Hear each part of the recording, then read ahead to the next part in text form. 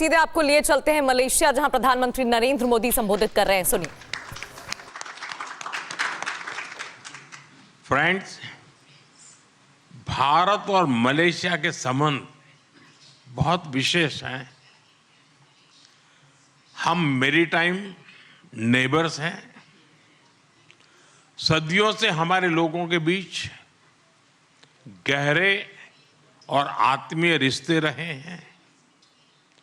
आज मलेशिया भारतीय मूल की आबादी वाला दुनिया का दूसरा सबसे बड़ा देश है। हमारी सभ्यताएं, साझा सांस्कृतिक विरासत और लोकतांत्रिक मूल्यों से जुड़ी हुई है। फ्रेंड्स, पिछले कुछ वर्षों में हमारे संबंधों ने एक नई रफ्तार पकड़ी है और इसमें मेरे मित्र प्रधानमंत्री अनवर इब्राहिम का विशेष योगदान है। हमारे बीच एनर्जी, इंफ्रास्ट्रक्चर और मैन्युफैक्चरिंग में सहयोग बहुत मजबूत हुआ है। डिजिटल इकोनॉमी, बायोटेक और आईटी में आपसी इन्वेस्टमेंट बढ़ा है। टूरिज्म और पीपल टू पीपल टाइज भी गहरे हुए हैं। इन्हीं उपलब्धियों से प्रेरित होकर आज हमने हमारी साझेदारी में अभूतपूर्व गति और गहराई लाने का निर्णय लिया है। फ्रेंड्स, सिक्योरिटी के क्षेत्र में हम काउंटर टेररिज्म, इंटेलिजेंस शेयरिंग और मैरीटाइम सिक्योरिटी में सहयोग मजबूत करेंगे। हम रक्षा सहयोग को भी और व्यापक बनाएंगे।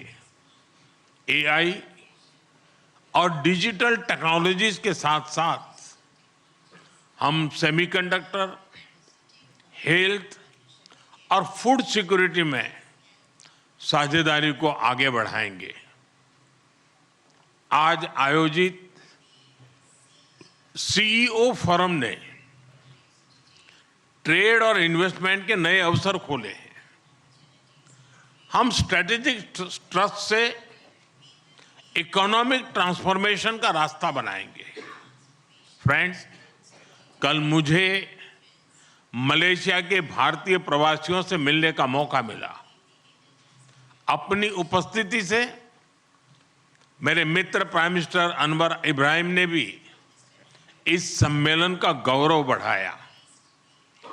30 लाख प्रवासियों का यह लिविंग ब्रिज हमारी बहुत बड़ी शक्ति है। उनके वेलफेयर के लिए उठाए गए कदम हमारे रिश्तों को मानवीय आधार देते हैं। मलेशिया में भारत के वर्कर्स के संरक्षण के लिए सोशल सिक्योरिटी एग्रीमेंट, टूरिज्म के लिए ग्रेटिस ई वीजा और डिजिटल इंटरफेस यूपीआई का मलेशिया में लागू होना, ये सभी कदम दोनों देशों के नागरिकों के जीवन को सरल बनाएंगे। क्योंकि कोई भी पार्टनरशिप तभी ताकत से सफल होती है जब लाभ सीधे लोगों तक पहुंचे। फ्रेंड्स, भारत और मलेशिया को तमिल भाषा के प्रति साझा प्रेम भी जोड़ता है। मलेशिया में तमिल की मजबूत और जीवंत उपस्थिति शिक्षा, मीडिया और सांस्कृतिक जीवन में दिखाई देती है। मुझे भरोसा है कि आज के ऑडियो विजुअल एग्रीमेंट से फिल्म और संगीत, विशेष रूप से तमिल फिल्में, हमारे दिलों को और पास लाएगी। हम अपने युवाओं के बीच यूनिवर्सिटी एक्सचेंज, स्टार्टअप कनेक्ट और स्किल डेवलपमेंट के अवसर भी बढ़ा रहे हैं। हमारे बढ़ते संबंधों को सपोर्ट करने के लिए हम मलेशिया में नया कॉन्सुलेट भी खोलने जा रहे हैं। फ्रेंड्स, इंडो पैसिफिक क्षेत्र के विश्व की ग्रोथ इंजन के रूप में ये उभर रहा है। हम आसियान के साथ पूरे इंडो पैसिफिक क्षेत्र में विकास, शांति और स्थिरता के लिए प्रतिबद्ध है। भारत आसियान सेंट्रलिटी को प्राथमिकता देता है। मलेशिया की सफल आसियान अध्यक्षता के लिए मैं एक बार फिर आपको बहुत बहुत बधाई देता हूं। मलेशिया जैसे मित्र देशों के सहयोग से भारत आसियान के साथ अपने संबंधों को व्यापक बनाएगा। हम इस बात पर सहमत है कि आसियान भारत व्यापार समझौते आईटीका की समीक्षा शीघ्र ही पूरी हो जानी चाहिए। फ्रेंड्स, आज हमने क्षेत्रीय और वैश्विक मुद्दों पर भी सार्थक चर्चा की। वैश्विक अस्थिरता के इस माहौल में भारत और मलेशिया की बढ़ती मित्रता दोनों देशों के लिए अत्यंत महत्वपूर्ण है। हमारा साझा मत है कि आज के चैलेंजेस का समाधान करने के लिए ग्लोबल इंस्टीट्यूशंस का रिफॉर्म बहुत जरूरी है। हम शांति के सभी प्रयासों का समर्थन करते रहेंगे और आतंकवाद पर हमारा संदेश स्पष्ट है।